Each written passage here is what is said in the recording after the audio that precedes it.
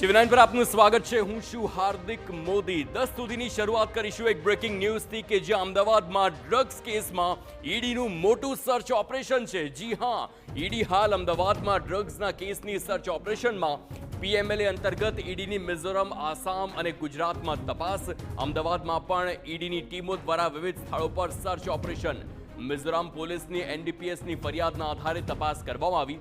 Search દરમિયાન 35 લાખની રોકડ પણ મળી આવી। ડિજિટલ ઉપકરણ અને અન્ય પુરાવા પણ ઈડીએ જપ્ત કર્યા છે।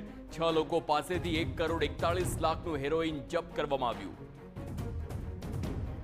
સંવાદદાતા સચિન પાટીલ ફોનલાઈન પર। સચિન, ઈડીનું સર્ચ ઓપરેશન અમદાવાદમાં અને જે પ્રકારે કરોડોનું હેરોઇન મળ્યું છે, આ સાથે જ વધુ શું ખુલાસા?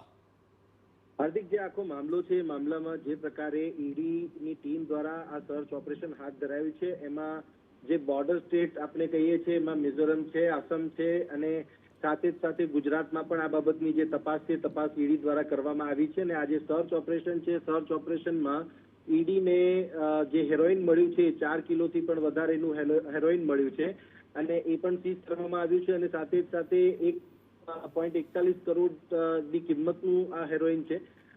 મહત્વની બાબત અહીંયા એ છે કે આખી જે તપાસ છે, તપાસ દરમિયાન 35 લાખ રૂપિયાની જે રોકડ છે એ પણ મળી આવી છે અને આ સાથે જેટલા જે ડિજિટલ એવિડન્સ છે અને અન્ય જે પુરાવા છે, પુરાવા પણ ઈડીના હાથે લાગ્યા છે।